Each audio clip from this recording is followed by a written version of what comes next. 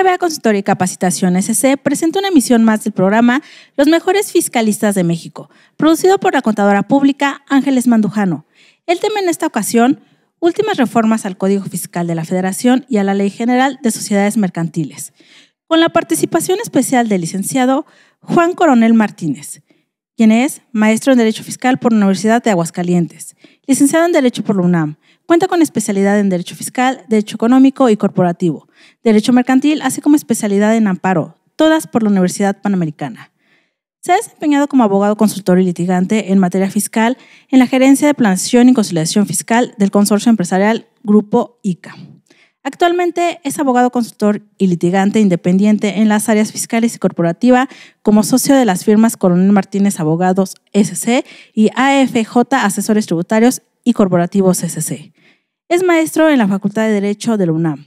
Ha impartido diplomados, es conferencista y capacitador en materia fiscal, administrativa y corporativa para colegios de contadores, así como para capacitadoras y despachos de contadores y abogados independientes. En la conducción contaremos con la participación del maestro Francisco Cárdenas Guerrero. ¿Qué tal, amigos? Muy buenas tardes. Bienvenidos a un programa más de los mejores fiscalistas de México.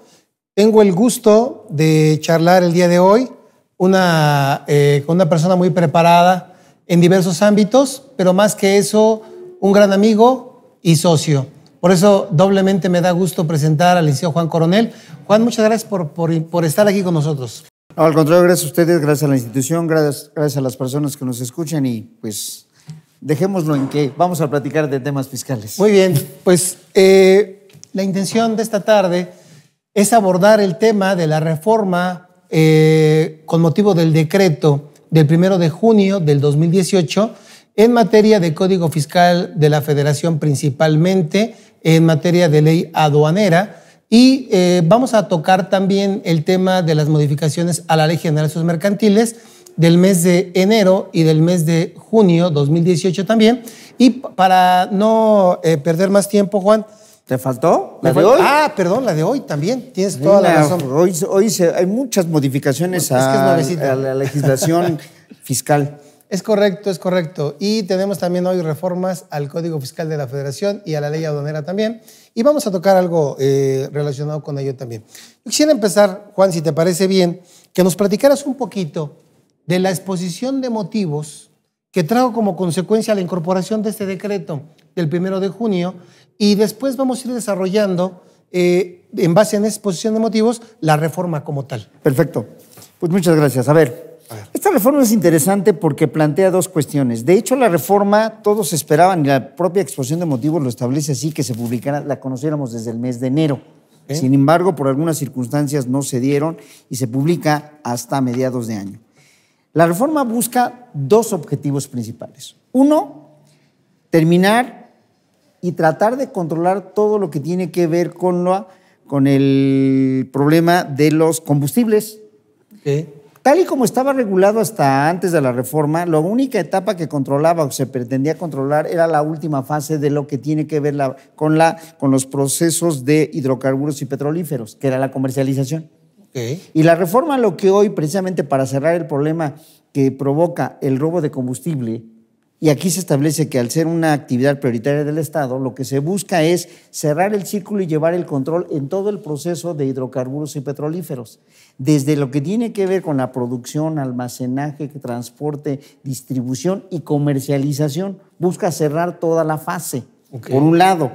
La reforma busca primero establecer controles volumétricos a este tipo de sujetos. Y después vamos a ver, como lo vamos a analizar en un rato, también pretende llevar a cabo y que los sujetos involucrados en esta fase del proceso económico, además, establecer un control sobre la calidad de los productos para efecto del cálculo de los impuestos, concretamente el IEPS. Es decir, hoy vamos a ver que se va a tener la obligación de contar como parte de la contabilidad con un dictamen de calidad que nos va a dar o nos debe de dar el octanaje de todos estos productos para determinar el cálculo correcto de los impuestos. Esa es la primera parte que busca esta reforma. Y eso podríamos decir que va en un 90%, ahí está la reforma. La otra parte importante tiene que ver con lo que la exposición dice que es la transferencia de pérdidas fiscales. Y viene a establecer esta reforma, es muy interesante porque en los últimos años señala que se ha incrementado de manera importante las pérdidas manifestadas por las sociedades. Y entonces ellos establecen o están viendo que muchas de estas pérdidas no tienen o no son motivo de una razón de negocio o carecen de materia. Okay. Entonces lo que busca precisamente es cerrar la puerta para que las pérdidas no se puedan transferir. Y que habiéndose transferido, a partir de la información que tenga las autoridades fiscales en sus controles, puedan llevar a cabo un proceso de verificación en el cual te van a arrojar la carga de la prueba a ti como contribuyente, que acredites que las pérdidas que se están aplicando tienen materia o existe una razón de negocio por el cual se generaron. Como la materialidad que buscamos con las operaciones que decían que eran inexistentes, ¿no? Es más o menos el equivalente. Bien. A esos dos puntos va la reforma. La reforma finalmente cierra porque la misma exposición de motivos dice que esta reforma, para que opere, tuvieron que haberse modificado 4 ordenamientos sumamente importantes, que son Código Fiscal de la Federación, Ley Aduanera. Bien. La Ley Aduanera concretamente tiene que ver con todo el proceso de importación de hidrocarburos y productos petrolíferos y el tratamiento fiscal, aclarando que este tipo de importaciones va a tener un tiempo específico para estar en la aduana, no más de 15 días por lo peligroso que implica esto. Y además que no van a ser objeto de tratamientos de regímenes aduaneros preferenciales como IMEX, lo que sería el recinto fiscal o fiscalizado. Estratégico. Toda esa parte no va a ser objeto por lo que implica esta situación. Y también aclaran que todas las empresas que gocen de un programa IMEX no van a poder importar toda esta clase de productos para incorporarlos en su proceso, porque eso equivaldría a una desventaja respecto de otro tipo de contribuyentes. Eso es en esencia lo que tiene. Viene otra reforma también importante que es con lo relacionado con la ley federal para prevenir y sancionar los delitos en materia de hidrocarburos. Viene todo lo relacionado con nuevos delitos, nuevas infracciones. Y finalmente viene una reforma también al Código Penal Federal, que tiene que ver con que a partir de esta reforma se va a incorporar como parte de los delitos que puede cometer las personas morales, todo lo que tiene que ver con la alteración, falta de controles volumétricos y todo lo que tiene que ver con esta reforma hacia donde va encaminada, que es controlar la distribución, la comercialización, el almacenaje y la calidad de los productos, tanto petroleros como de hidrocarburos. Entonces tendríamos que... vamos a empezar, si quieres, con Código Fiscal de la Federación, de acuerdo a esa exposición de motivos, a ver qué tanto se cumple, ¿no? A ver si lo que dicen en la exposición de motivos lo plasman en la reforma. Vamos a ver. Vamos a ver, ¿por qué no nos platicas un poquito acerca de precisamente esta parte del Código Fiscal de la Federación que habla de la situación de la contabilidad? El concepto de la contabilidad, cómo lo plasman en la iniciativa y cómo lo terminan aterrizando. Bueno, aquí en contabilidad tiene, y muy de la mano con comprobantes fiscales, van a venir 2 cambios importantes. Primero, se reestructura el artículo 28. Y la primera parte queda para lo que es la contabilidad en general, así como vino y como quedó desde 2014. ¿Dónde está lo interesante? En las que hoy ese artículo 28 lo desintegran en 2 fracciones. La primera parte tiene que ver con la contabilidad en manera general, como la conocemos. ¿Cómo se integra, no? Cómo se integra y como siempre la hemos conocido. Y la segunda parte tiene que ver con todas esas medidas de control volumétrico, que tiene que ver con lo que yo les establecía. Hoy esas medidas de establecer controles y utilizar software de personas autorizadas por parte del SAT, que ese es el primer cambio. Hoy todo lo que tiene que ver con controles volumétricos y utilización de software, vas a tener que contratarlos con personas autorizadas por el SAT. Y el SAT va a autorizar a estas personas. Pues ahí está la verdadera reforma, porque ha existido siempre controles volumétricos, ¿no? Siempre controles volumétricos. Pero ahora están más controlados. Vienen 3 cambios importantes. Primero, ya no vas a poder utilizar cualquier software, solo de sujetos autorizados. 2, se incorpora algo importantísimo. Hoy van a formar parte de la contabilidad dictámenes elaborados por laboratorios autorizados también por el SAT para verificar la cantidad de octanaje que llegan a tener los productos. Y eso va a formar parte de tu Es contabilidad, debes de contar eso. No se especifica porque lo dejan a reglas de carácter general, si va, con qué periodicidad lo vas a tener que tener, cómo va a realizar. Y tan es así que después le van a dar facultades a la autoridad de poder, en uso de facultades de comprobación, solicitarte esos dictámenes. Es un cambio importante. Muy importante. Ahora, viene otro. Hasta antes de la entrada en vigor de esta reforma, porque esta reforma todavía no entra en vigor, porque todavía tiene un proceso en el cual no se han dado a conocer los entes autorizados, todavía viene un proceso, yo le calculo que esto va a estar como, si bien nos va, yo creo que el año que entra, pero ya es momento de empezarnos a preparar para esto. Y el otro cambio importante que viene muy de la mano es que hoy anteriormente estábamos acostumbrados a que al último comercializador el que cumplía todas estas obligaciones, y hoy no. Hoy es al que produce, al que transforma, al que almacena, al que transporta y al que comercializa. A cualquiera de toda esa fase que tenga que ver con hidrocarburos o productos petrolíferos, les aplica la reforma. Muy bien, muy interesante. Muy bien. Ahora, perdón. Viene de la mano otro cambio importante del 29, para de una vez cerrar el círculo. Viene algo que ya teníamos en miscelánea y que hoy lo llevan a la ley, que son facultades a la autoridad para que mediante reglas de carácter general tenga la posibilidad de que se establezca cómo se debe de emitir los comprobantes para las operaciones con el público en general, pero la reforma, la iniciativa deja algo muy claro, hacia quién va esa reforma encaminada. Si bien es cierto que va hacia todos los sujetos que realizan operaciones con el público en general, va encaminado ¿a quién? A quienes realizan operaciones con el público en general y comercializan estos productos. Porque aquí porque la tendencia o lo que se prevé que va a aparecer en reglas de carácter general es el llamado ticket electrónico.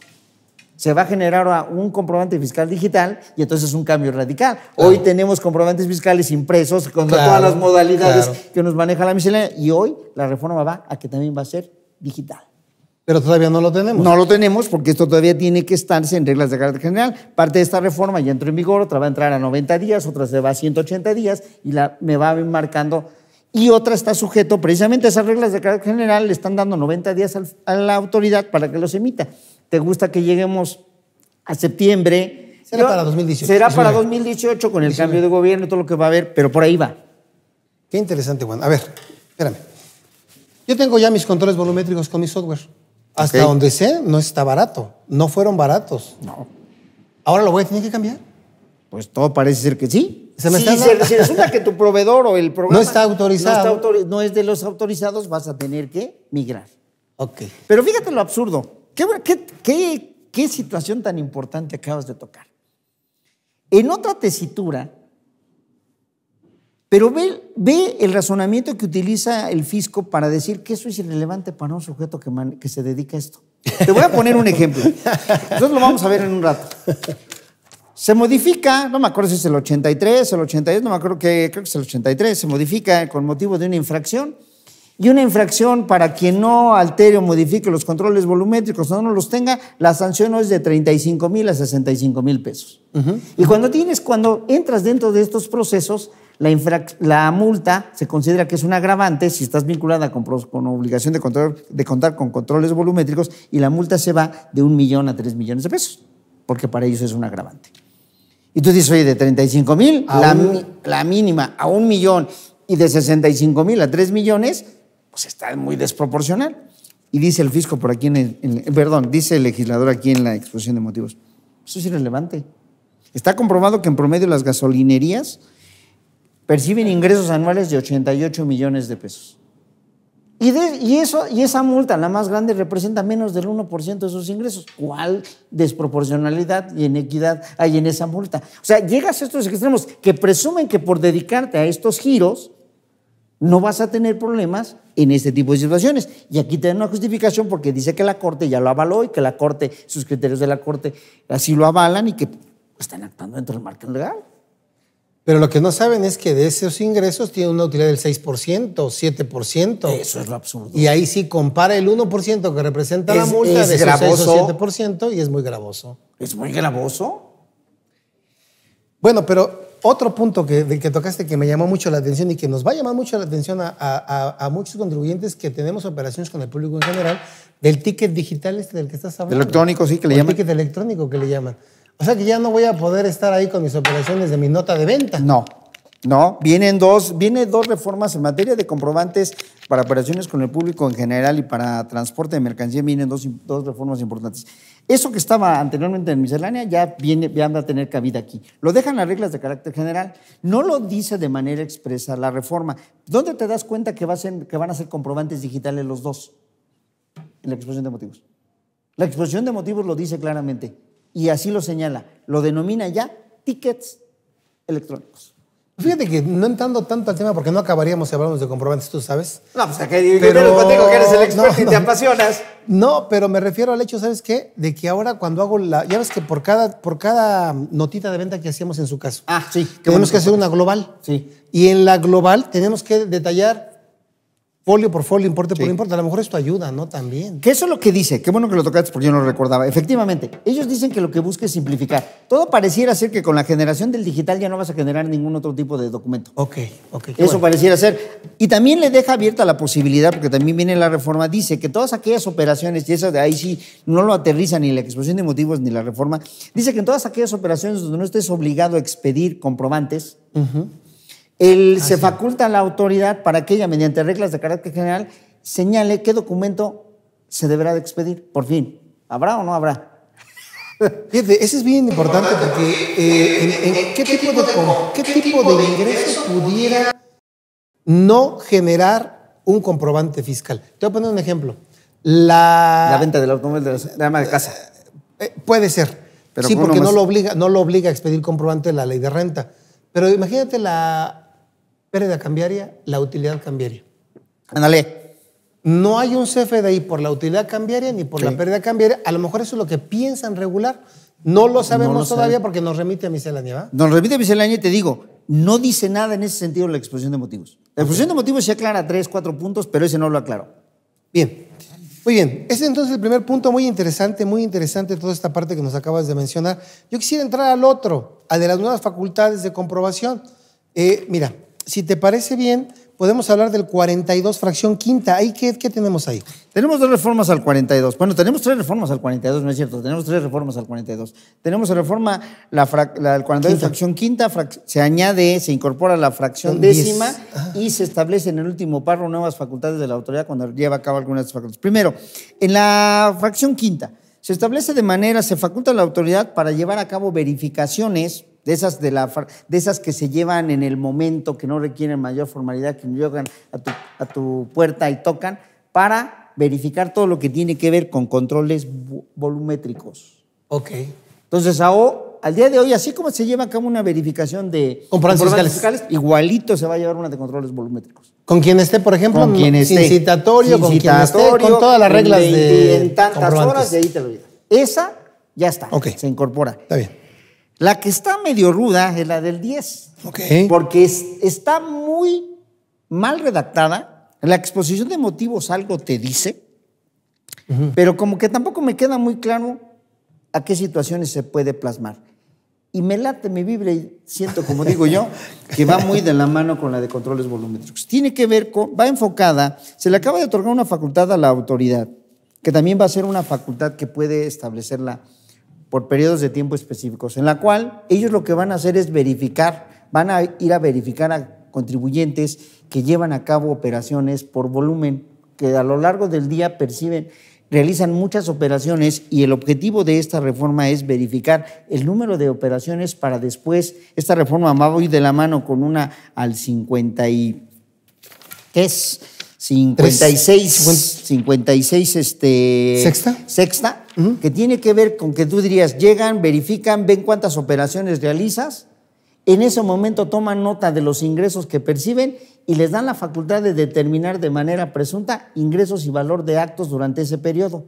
Y después proyectarlos a nivel ejercicio. Estoy pensando, por ejemplo, el típico caso, y siempre me había ocurrido, pero eso no se saca por andar diciéndolo, del repeco que le vende al público en general. Donde él dice que en el mes no rebasó tal cantidad. 300,000 pesos. 100,000 pesos, 200,000 pesos. Bueno, pues hoy lo que pueden hacer la autoridad es decir, a ver, yo te voy a ver en este periodo que abarca la revisión, verificar y estar aquí checando cuántas operaciones realizas, ver los ingresos o el valor de actos o actividades que realizaste y hacer un estimado con base en el coeficiente que viene aquí y proyectar tus ventas por un periodo determinado. Y después con eso después la autoridad podrá liquidarte, fíjate, pues llega al momento de presunción de ingresos y valor de actividades y presentarte una liquidación. ¿No estaba antes eso, Juan, ya? Ya estaba. ¿Y lo quitaron o qué pasó? No, lo que pasa es que estaba en otra tesitura. Estaba en otra vertiente y cuando se viene toda la reforma, estaba muy de la mano antes en la fracción quinta. Pero no llegaban a estos extremos, porque lo que hacían era, llegaban, te revisaban y en ese momento la determinante. Hoy no, hoy lo pueden llevar a un nivel ejercicio. Entonces, esta sí está. También es muy de la mano, hay muchas operaciones donde vamos a regresar al ejemplo de la gasolinería. Imagínate. No sé que no sucede esto en México, pero estamos previendo que pueda suceder en otra parte del país, ¿no? Que todo el efectivo que se perciba, ¿cómo controlas la nota de crédito que se lleva a cabo? Claro, bueno, ellos también ahí parten del control volumétrico, ¿no? Precisamente por eso ellos tienen Sí, esa pero tú parte sabes de que ahí una cosa es el control volumétrico y otra cosa es lo que te puedo manifestar. Claro. Pero fíjate, ese es lo interesante. O sea, esta reforma, incluso he escuchado comentarios de algunos especialistas y necesitamos que nos aclaren muchas de estas situaciones, porque el proceso va a ser igual. El proceso también se va a sujetar a lo que establece la fracción quinta y el 49. Vas a llegar, tienes la orden, me siento, veo tus operaciones y estoy facultado para revisar lo que estás haciendo. Lo que vi en el 56 que dices es un promedio de los días que abarque la verificación, dividido entre los días, es el promedio diario y se eleva al año. Así es. ¿Y si hablas de una juguetería? Ese es el punto. Porque o cualquier empresa cíclica. ¿No? Tú llevaste, porque el problema son las cíclicas. O incluso, fíjate, un mal día. Te voy a poner el mismo ejemplo de una gasolinería, que tú dirías no es cíclica. Bueno, está comprobado que las gasolinerías en el DF en periodos de vacaciones están muertas. ¿Y dónde está el volumen? En los lugares turísticos. Claro. O sea, ese promedio te puede jugar para bien o para mal. Estoy de acuerdo contigo. Una juguetería, una venta cíclica. Yo creo que aquí esta reforma era donde yo iba. Esta reforma está incompleta.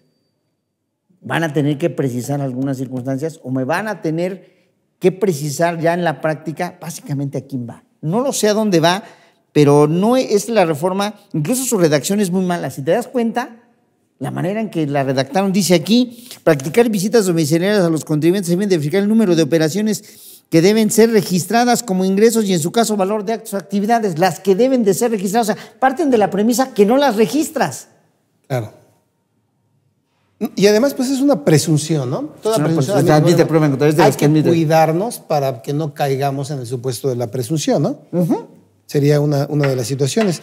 Finalmente, salvo que tengas alguna inquietud de esto, finalmente viene otra, que es la que relacionada con el último párrafo del 42, con las facultades que tiene la autoridad iniciadas, válgame la redundancia, facultades de comprobación, de que si aplicaste, hoy lo ubicamos mucho con pérdidas, cuando aplicas pérdidas, origen y procedencia, entonces yo lo que le tengo que acreditar que las pérdidas que apliqué en el ejercicio de facultades de comprobación que corresponden a otros ejercicios que son procedentes. Hoy se va a otros niveles. Hoy va a poderlo hacer cuando yo acredite o compense saldos a favor del pago de lo indebido o cuando aplique estímulos y subsidios fiscales.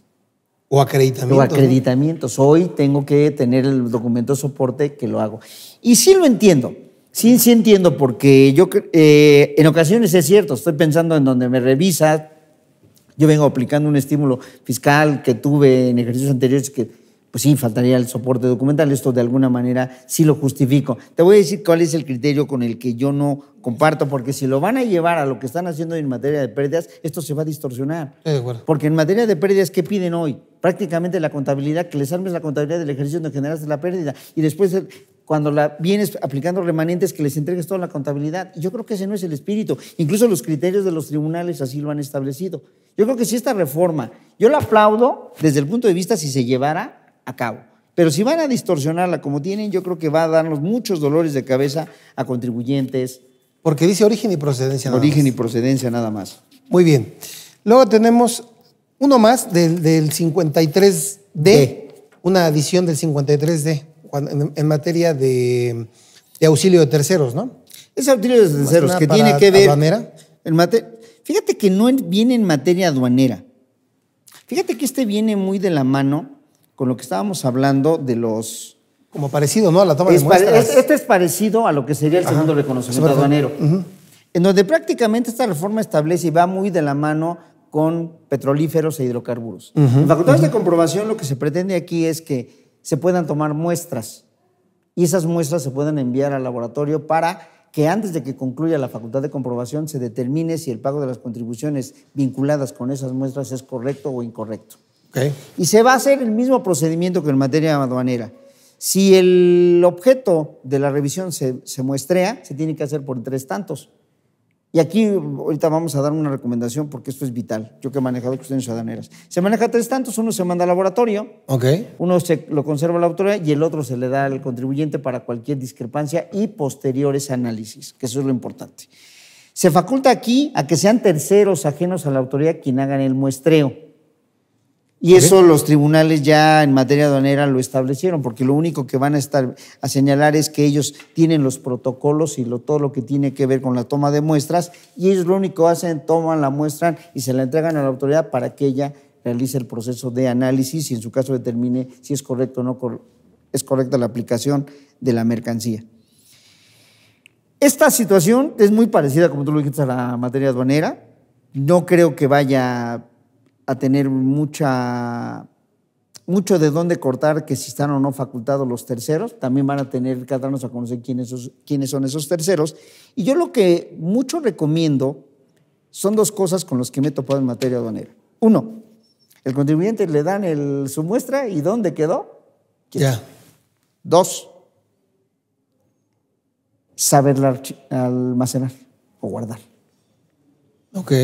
Porque de repente la botas, la dejas en el sol y lo que hay que tener cuidado es dónde y cómo la almacenas. Porque en caso de discrepancia, si yo no estoy de acuerdo con el análisis que hacen y que van a hacer los laboratorios de la propia autoridad, si yo no estoy de acuerdo, yo tengo el derecho a hacer mi propio análisis en laboratorios especializados. Y si ya no existe, y si ya no lo tengo, ya está no dañada, se puede hacer, pues ya no. Entonces, esta es una nueva facultad que también se le otorga a la autoridad. Va muy relacionada con fracción tercera, visitas domiciliarias, fracción cuarta, lo que tiene que ver con esas visitas, y la fracción décima. Entonces, sí vale la pena empezar a tomar esto con un enfoque diferente y para esos fines. Muy bien, y vamos a la carnita, Juan.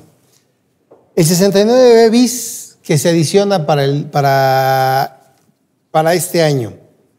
Ya teníamos un 69 que habla de las operaciones inexistentes. Así es. Que nos dice que en el caso de que la autoridad determine que la operación es inexistente, dará a conocer al contribuyente una notificación, una lista, etcétera, etcétera, y que eso fue motivo de modificación también del día de hoy. Pero antes de eso, platícanos en qué consiste esta adición del 69B bis que se conoce en la práctica como nuevas facultades de comprobación. Mira, ¿hacia dónde va? Todo lo que hemos visto, si te has dado cuenta, básicamente va a controles volumétricos y calidad de los productos. Bien. ¿Hacia dónde va esta reforma? A la otra parte o el otro objetivo de la reforma, que es la transferencia de pérdidas. ¿Qué es lo que busca aquí? Busca establecer, y la redacción no es lo que nosotros quisiéramos de clara, precisa, y busca básicamente 2 cuestiones. Otorga nuevas facultades a la autoridad para que a partir de la información que obra en sus propios archivos, a través de medios electrónicos, pueda cuestionar, llegado el momento, si un sujeto con motivo de una fusión, de una escisión, de una transferencia o de un cambio de accionistas de una sociedad que generó pérdidas, si quien está aplicando esas pérdidas realmente puede o no aplicarlas. ¿Desde qué perspectiva? Y aquí es donde la redacción no me parece del todo acertada. Entiendo que la transferencia, siempre he entendido, y la exposición de motivos lo aclara un poquito, la exposición de motivos establece que hay un mercado de pérdidas. Yo no creo que sea eso cierto. Tampoco yo. Pero entonces lo que ellos buscan es que quien aproveche la pérdida es quien la generó, bajo 2 premisas. 1, que la pérdida sea real, desde la perspectiva que sea generada con motivo de una operación con materia, o que haya sido producto de operaciones que tengan o se justifiquen a partir de una razón de negocio. Ok. A partir de ahí te dice la reforma, oye, el SAT podrá, y el mismo procedimiento es muy parecido al del 69, te va a dar a conocer al sujeto que aprovechó la pérdida, le va a dar a conocer que a juicio del SAT es una presuntiva que admite prueba en contrario, de que la pérdida simple y sencillamente, a su juicio, resulta improcedente su deducción, porque no tiene materia, no tiene razón, viene y es producto de una fusión, de una escisión, de un cambio en su posición accionaria, pero también que un grupo fue quien la generó y otro grupo es quien la va a aprovechar. Y aquí es donde hay una contradicción. O sea, me queda claro que con motivo de una fusión y una escisión, yo te puedo transmitir. Pero cuando hay un cambio accionario, yo no te transmito. Entiendo el espíritu. No la estás transmitiendo a la que la generó, se la estás transmitiendo a un tercero que a través de este instrumento la va a aprovechar. Claro. Pero yo pienso, la ley establece dos requisitos para que se pueda dar este supuesto. Uno, que sea producto de una fusión, de una escisión. Reestructura corporativa también creo, ¿no? Una reestructura corporativa o de un cambio de accionistas. Y la primera duda que me surge aquí, ¿le está hablando nada más a las sociedades por acciones? Porque habla de un cambio de accionistas. Sí, claro. Entiendo que no, pero bueno. Y después dice que además te debes de ubicar en cualquiera de los 6 supuestos que prevé la ley. Que no los vamos a analizar todos, pero vamos a platicar qué dicen en esencia esos 6 supuestos, porque son 2 requisitos. Tienes que venir de allá. Ok. Tienes que ubicarte en cualquiera de los supuestos. Y esos parten de que puedes estar creando sociedades nada más para generar pérdidas. O sea, sí me va a decir cuáles son las situaciones que consideran indebida la pérdida. Así es. O sea, me va a decir cuándo es indebida. Te va a decir cuándo es indebida y qué fue el acto que la provocó y en cuál de los 6 supuestos que vienen en el artículo te ubicaste. Si no me ubico en ninguno de los 6, quiere decir que no es indebida. No es indebida. Ok, de acuerdo. Muy bien. Ahora, ¿a quién va a castigar? ¿A los dos? ¿A ti y a mí? Yo la generé. Al que la aprovecha. Y tú la aprovechas. Al que la aprovecha. Nada más al que dice en la ley, al que la amortiza, la disminuye. Al que la amortiza. Incluso te va a dar la facilidad que si dentro del plazo que te marca, ahorita vamos a hablar de esos plazos. Sí. Okay. Autocorriges tu situación fiscal, no va a haber multas y te va a dar la oportunidad de que pagues recargos a la tasa prevista para pago con autorización. ¿Eso cuándo lo tengo que hacer? A eso voy. Espérame. Ok. Lo primero que tiene es vía buzón tributario, la autoridad notificará y aquí dice a quién le notifica. Bueno, pues en primero se lo debe notificar al que amortizó la pérdida. Si no lo localiza a su representante legal y si no, al último sujeto que tenga registrado le dice, oye, para mí te encuentras en este supuesto. Okay. Te va a dar un plazo, te voy a decir si no recuerdo, que son 30 días, déjame ver.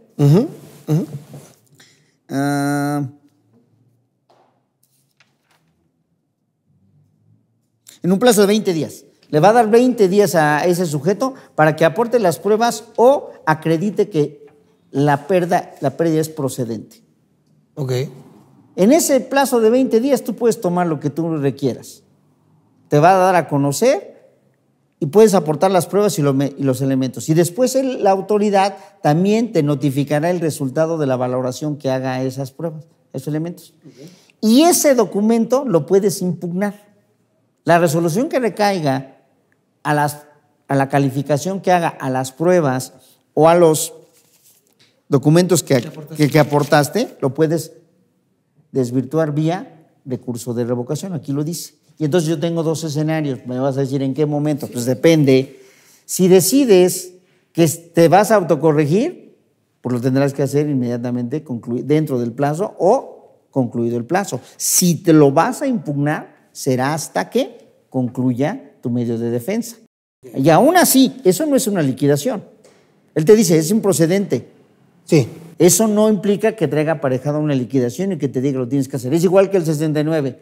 Yo te doy la oportunidad, te digo que para mí no es procedente, puedes interponer tus medios de defensa Y si demuestras que lo es, no pasó nada. Si no demuestras, entonces la autoridad en facultades de comprobación podrá, ahora sí, al sujeto que materialmente aplicó las pérdidas indebidas, podrá liquidarle las contribuciones que correspondan. Ok. Una de las situaciones que marca el 69 bis en la transmisión indebida, ¿cuándo se considera indebida? Sé que no las vamos a ver todas como tú dices porque son algunas repetitivas incluso, Pero para lo que estamos viendo, pero más para que nos demos a entender. Vamos a poner un ejemplo. Vamos a desarrollarla más sencilla. Vamos a ver la primera. Vamos a ver. El 69 me dice, oye, la pérdida la generaste y después la generó un contribuyente y después se fusionó, se escindió, se transformó o cambiaste la posición accionaria. Bien. Okay. Ahí está el primer supuesto. Ya se generó la pérdida y sucedió alguno de estos eventos corporativos. Ya se transmitió por virtud de decisión, por ejemplo. De decisión. Y entonces ahora lo dice, a ver, pero además tienes que reunir otro. Pero a ver, primer supuesto. Esa decisión la pérdida se debió haber generado durante los 3 primeros años de vida de la sociedad. Ok, de acuerdo. Primer requisito. Luego, más del 50% de esa pérdida tuvo que haber tenido su origen en deducciones con partes relacionadas. Entonces tú vas ya diciendo, a ver, la transmití con motivo de la decisión, el ejemplo que tú pusiste, fue dentro de los 3 primeros años, sí, pero resulta que las deducciones no se generaron entre partes relacionadas. No estoy en el supuesto. Segunda fracción dice, después de los 3 años, pero se dieron los mismos supuestos. Tampoco los doy. O sea, te va marcando supuestos. Exacto. Ya lo estás dejando claro que son 2 situaciones. La primera que me dices es el origen, o sea, ¿qué motivó la transmisión? Y después, si estoy en el supuesto de lo que marca. Si vamos a acotar, ¿qué tiene que ver? Si las operaciones son entre partes relacionadas. Bien. Si se hicieron en determinados tiempos de vida de la sociedad. Y si la pérdida es mayor a mi activo, ¿no? A eso voy. Tiene también que ver con tus activos. Después la pérdida se tiene que ver en razón de los activos. Si transmitiste activos o no. Claro. O sea, hay una serie de supuestos que la ley va marcando. Y entonces, este análisis se tiene que hacer, a la luz de los 2 supuestos. Ok.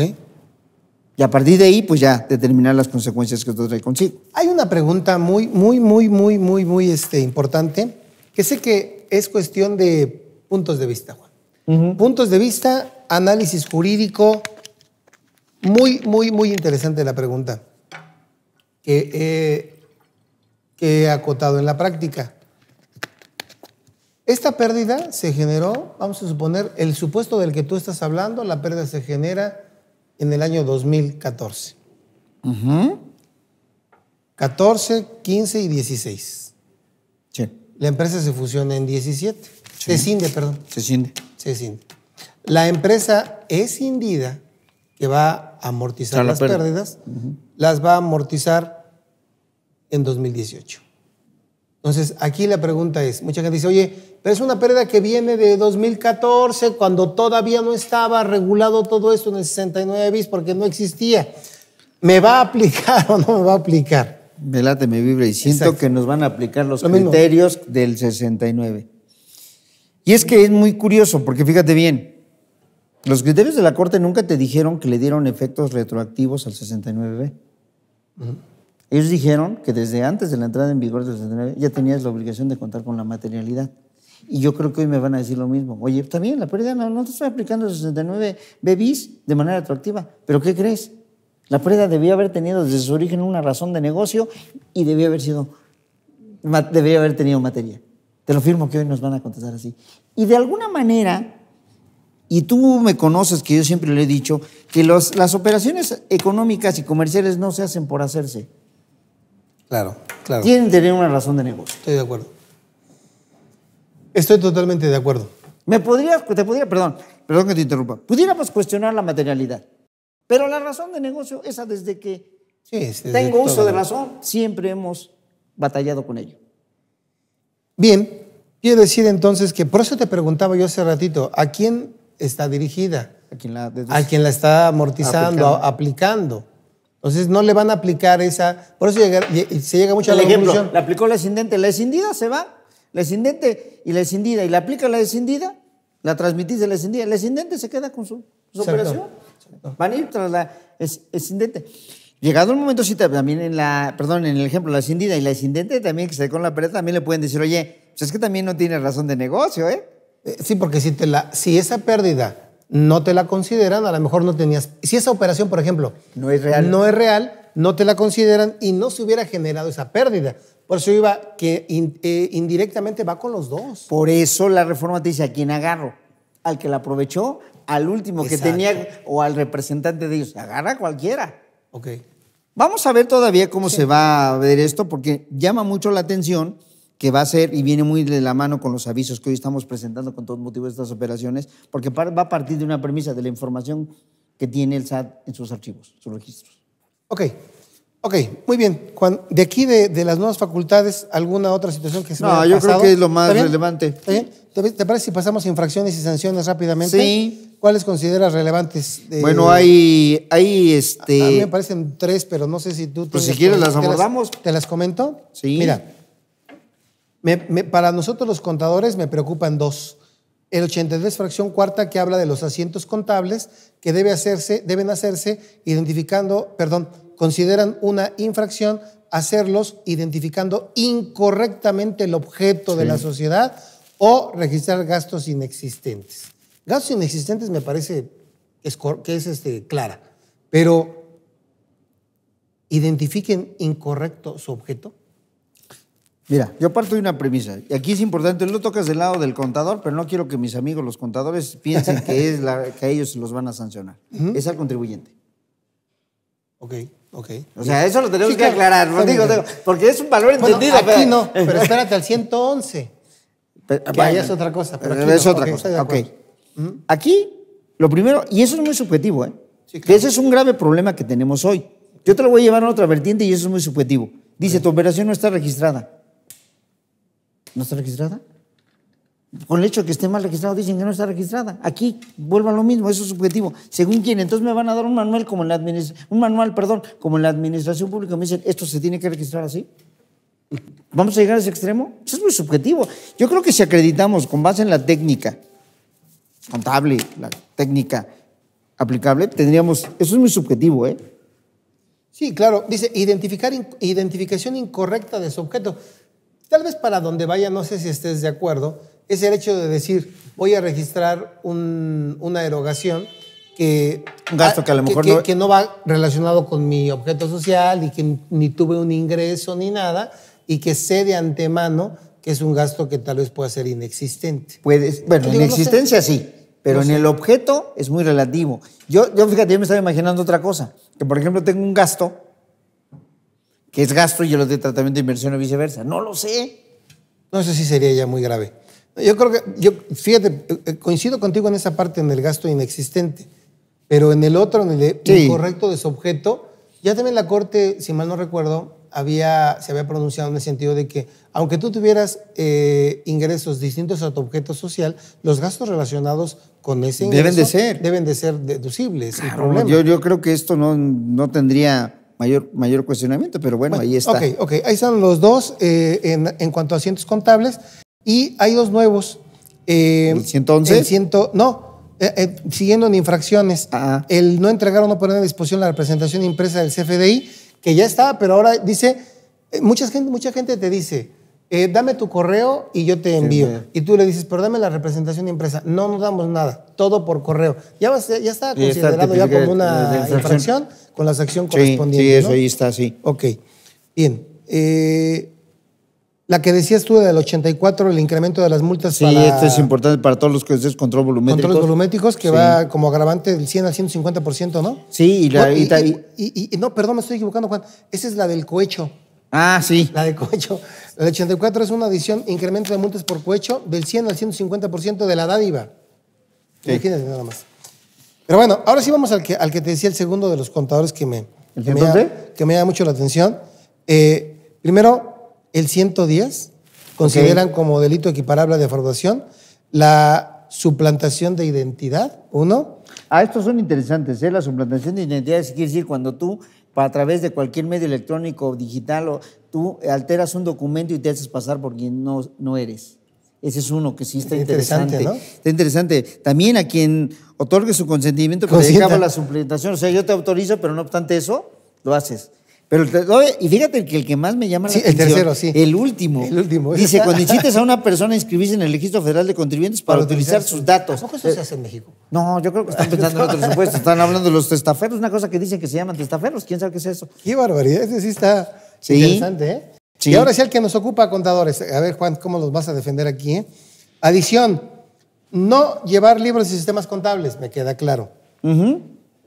Asienten con información falsa o de manera inadecuada las operaciones. Fíjate, asienten con información falsa o de manera inadecuada. Ahí está, manera inadecuada, es lo que tú dices hace rato. Las operaciones son transacciones contables, fiscales o sociales, o que cuenten con documentación falsa relacionada con nada dichos más asuntos. que hay una cuestión que también tengo que aclarar. ¿A quién va la sanción?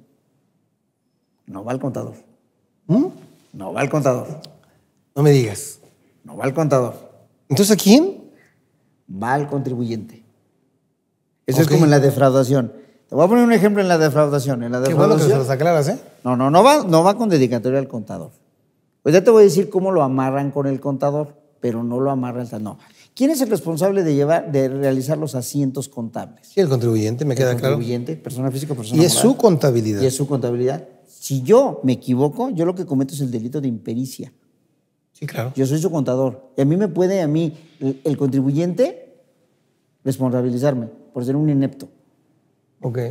Pero yo, como contador, yo no soy responsable. Y menos, por ejemplo, en ciertas circunstancias donde tú dices, a ver, te instruyen, porque a mí me ha tocado ver, se hace así.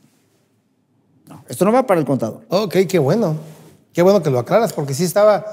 O sea, ya no dormías. Algo, no. contabilidad, es que te... No, Sí. es que se escuchaba mucho esta parte de No, yo te voy a decir porque yo lo he vivido mucho. del equiparable a defraudación. Yo lo llegué a vivir en la defraudación, en donde todo el mundo piensa en aquellos años. Pero te voy a decir por qué llegó el momento en que al contador lo involucraban y a él ejercían la acción penal. A mí me tocó vivirlo, verlo, porque era el que firmaba la declaración, todas las manifestaciones las hacía él.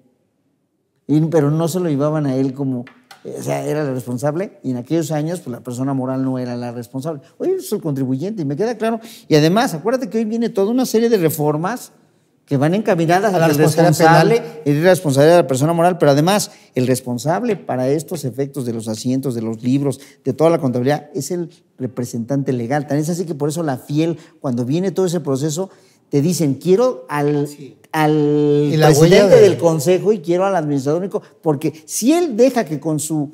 Utilicen su clave. Esa es bronca de él. Aquí no va al contador. Ok, qué bueno. Va al contribuyente. Y de todos modos sigue siendo subjetiva, ¿no? Sí, y de todos modos es muy subjetiva. Porque eso de que lo hagas indebidamente, pues como tú dices, tendrían que tener un manual, ¿no?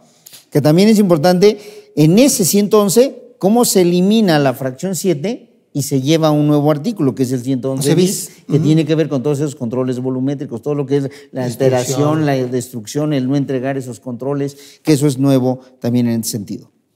Muy bien. Pues esta parte del decreto del 1 de junio, Juan, creo que va hasta ahí, ¿no? Va hasta ahí. Hasta ahí. Ya cualquier duda en concreto. Ya nada más la checamos. Pero ahora, ¿por qué nos platicas qué pasó con el decreto de hoy? ¿Hoy qué pasó? No, pues es que hoy amanecimos con el diario oficial y que está repleto de reformas. Se modifican una serie de ordenamientos, ley aduanera, ley en materia de entrega de información, etcétera. ¿Qué es lo interesante hoy? Esta reforma va a entrar en vigor 30 días después de su entrada en vigor. Ok. Que tiene que ver con una modificación. Pero tú eres el único que ves eso. Estamos viendo el Mundial. Sí, pero... Y tú estás... ¿También lo hacen por eso? También lo hacen por eso. A ver, no sé si lo hagan por eso, pero... ¿A dónde va esta reforma? Interesante y bien, ¿eh? Ya te puedo decir que está interesante y bien hecha la reforma al 69B. A ver. El 69B. ¿Qué tiene que ver? Tiene 4 cambios importantes. Uno, primero, establece, da la posibilidad a los contribuyentes a quienes se les notifica que se ubican en el supuesto del 69 bis y que cuentan con el plazo de 20 días para desvirtuar lo que a su derecho convenga, se les da la oportunidad de que por una sola ocasión puedan solicitar una ampliación a ese plazo. Y lo tendrán que hacer antes de que venza el plazo para presentar la información, y lo hacen también vía buzón tributario. Y aclara la reforma que no les va a contestar la autoridad fiscal. Puede hacerlo o no, pero tú das por hecho que si tú presentas la solicitud de ampliación, lo haces antes del vencimiento del plazo para hacerlo, se te prorroga. Entonces, tienes una prórroga de 5 días para presentar información o documentación que desvirtúe la presuntiva del 69. Primer cambio, muy interesante. Bien. Segundo cambio, que este también es bueno y tiene cosas importantes. Se amplía el plazo que tiene la autoridad para valorar tus elementos de prueba que aportaste. Yo digo que es bueno porque se va de 5 a 51 días. Yo siempre cuestioné que en un plazo de 5 días si valdría la pena o si era suficiente para valorar toda la información que presentabas. Tú me puedes decir, no, 51 días son muchos. Pues dependiendo de la complejidad, yo te puedo decir que me ha tocado estar en el lado de desvirtuar y presentas tanta información que te da miedo al día de hoy decir, ¿en 5 días vas a valorar todo esto? Entonces, la autoridad se le va a 50. Se va a 51 días el plazo para presentar, dar respuesta a esa solicitud. Acompañado con eso, se le da una nueva facultad. Dentro del plazo de esos 51 días, dentro de los primeros días, y a partir de la información y documentación que proporciones, la autoridad te podrá hacer un segundo requerimiento de información. Y tendrás otros 10 días para contestárselo. Y durante ese tiempo se suspende el plazo de los 51. Y ese plazo de 51 días empieza a correr a partir de que se vencen los plazos, incluida la prórroga, que tenías para presentar la información. Entonces, ahí viene el segundo cambio. Pero en este segundo cambio, antes de que se me vaya la idea, en ese segundo cambio, ¿los plazos para los contribuyentes están bien? Sí. Para la autoridad dice 51 y para los contribuyentes 10 días para si me pide algo más. ¿No? Yo te diría que se me hacen cortos, pero vamos a partir de la premisa de que ya generaste casi toda la información, es un complemento. Está bien. Pero vamos a suponer. Tercer cambio importante. Voy a irme al cuarto para cerrar el ciclo. Si la autoridad no me contesta en esos 51 días, se entiende que desvirtué la irregularidad. Hoy le dan un plazo perentorio para que dé respuesta. Porque no estaba contestando. No estaba contestando. Sí, claro. Entonces viene un cambio muy importante y ese es bueno, porque entonces ahora sí voy a te da certeza y empiezo a contar mis 51 días. Claro. Y el cuarto cambio, que se me hace también interesante y que también viene a dar certeza, tiene que ver con que hoy obligan a la autoridad a que publique va a tener que publicar de manera trimestral en el diario oficial el listado de sujetos, de contribuyentes que lograron desvirtuar la presuntiva del 69B directamente ante ellos o con motivo de un medio de defensa. Bien. Porque esa era la otra, pues, ¿no? Porque claro. Me quemaste primero y ahora como que dices, no era cierto lo que yo había presumido. ¿No? Y los terceros te decían, oye, tú dices que lo desvirtuaste, no tengo la certeza. Y entonces lo que no me gusta es que lo haga de manera trimestral. Debería hacerlo como lo hace el 69, cada de que... Cuando hay una publicación como la que hacen el 69. Debería hacerlo, pero esos son los 4 cambios que trajo hoy en la mañana el 69B. Ok, perfecto. Y eso creo que son interesantes estos cambios. Muy importantes. En materia, muy bien, esta parte ya la agotamos. En materia de ley general de mercantiles. Finalmente, nada más déjame terminar. Perdón. Quienes manejan aduanero, les recomiendo que echen un vistazo a la reforma de hoy. Está muy amplia la reforma en materia aduanera. Sobre todo tiene que ver con autorizaciones del SAT para agentes aduanales. Todo este rollo bien importante. Perfecto. Ahora sí, perdón. Muy bien, no, está bien. En ley general de mercantiles hubo una reforma en enero y otra reforma en junio, Juan. Sí. En términos generales, ¿en qué consiste la reforma? Bueno, vamos a hablar del primero. La de enero. La de enero, que va a estar prácticamente está entrando en vigor en estos días. Así es. La de enero es la primera. Tiene 2 cambios importantes. Uno, en mi opinión, va a ser inoperante, pero bueno, ahí está. Primera reforma, se abre todo lo que es el proceso de liquidación de las sociedades para reconocer de manera expresa en la Ley General de Sociedades Mercantiles que hoy puedes liquidar una sociedad con motivo de una resolución de una autoridad administrativa o una autoridad judicial. Que anteriormente básicamente lo dejaba a causales de disolución y causales de excepción. Ese es el primer cambio importante. Ok. 2. Bueno, y aparejado con esto, cuando vienen esas resoluciones, la liquidación operará hasta después de ser el caso que hayas interpuesto medios de defensa y te hayan sentenciado a que la liquides. O sea, todavía la puedes impugnar. Ok, bien, bien. Y la otra, viene una liquidación simplificada. Esa es la que quería. Que va para aquellos contribuyentes que no han realizado operaciones en los 2 últimos años, no han expedido comprobantes fiscales digitales por Internet y se encuentran al corriente en el cumplimiento de sus obligaciones fiscales. Y que básicamente va encaminada a 2 cuestiones. Les eliminan la obligación de acudir al fedatario público para llevar a cabo la liquidación. Si ahora lo hacen directamente en la página de la Secretaría de Economía. Y el cambio importante también es que simplifican, no tiene los 2 pasos, disolución y liquidación. Bastará con que acredites, y aquí parten de cierta presuntiva, de que te ubicas en el supuesto para que empieces a liquidar la sociedad y en ipso facto, si a juicio del jurídico de la Secretaría de Economía cumples los requisitos después de la verificación que ellos hacen, mandan de manera inmediata al registro la inscripción de la liquidación. Perfecto. Es un punto muy importante para los que tienen por ahí en suspensión y no han querido liquidar, puede ayudarles. El segundo cambio. Ajá. El segundo cambio tiene que ver, va a entrar en vigor en diciembre. Ajá. A partir de que entre en vigor el cambio, esta reforma, cuando haya transmisión en los títulos representativos del capital social de las sociedades mercantiles, se tendrá que presentar un aviso ante la página de la Secretaría de Economía para que esa transmisión surta efectos frente a terceros. Ok. Entonces, todas las transmisiones que se hagan a partir de la entrada en vigor de esa reforma, que son 6 meses después de que se publicó, por eso vamos a llegar por ahí a diciembre, entonces toda transmisión de los títulos de crédito de sociedades mercantiles se van a tener que publicar en la página de la Secretaría de Economía. Y eso es importante, y es importante que lo hagan porque si no, no va a surtir efectos frente a terceros. Pero también es importante que tengan el libro. También, bueno, es que aquí vienen 2 cuestiones. Hoy con esto les va a quedar claro a muchos que los libros se tienen que tener. Tanto el de variaciones de capital como el de accionistas o socios. Y la única crítica que le hacen los especialistas a esta reforma es que debió haberse llevado mejor a inscripción en el registro público de la propiedad. Digo, de comercio, perdón. Ok. Pero bueno, es un avance y ahí está. Son los 2 cambios importantes que hubo. Muy bien, Juan, pues se me acaba el tiempo y yo nada más quiero agradecerte que hayas estado con nosotros. Muchas gracias.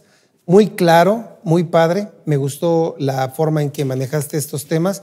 Ojalá otro día me acompañes. El día que tú gustes y al contrario, gracias a ustedes y a la institución. Muchas gracias. Voy a permitir darte un reconocimiento que nos dejó por aquí GBA, que dice así. GBA Consultoría y Capacitación SC otorga el presente reconocimiento al haber participado en el programa Los Mejores Fiscalistas de México al licenciado Juan Coronel Martínez por su destacada trayectoria profesional aplicada al ejercicio de la consultoría fiscal en México. Ciudad de México, junio 2018. Muchas gracias. Muchas gracias. No, gracias, Francisco, y muchas gracias, GBA. Amigos, muchas gracias. Hasta la próxima con un programa más de Los Mejores Fiscalistas de México. Buenas tardes.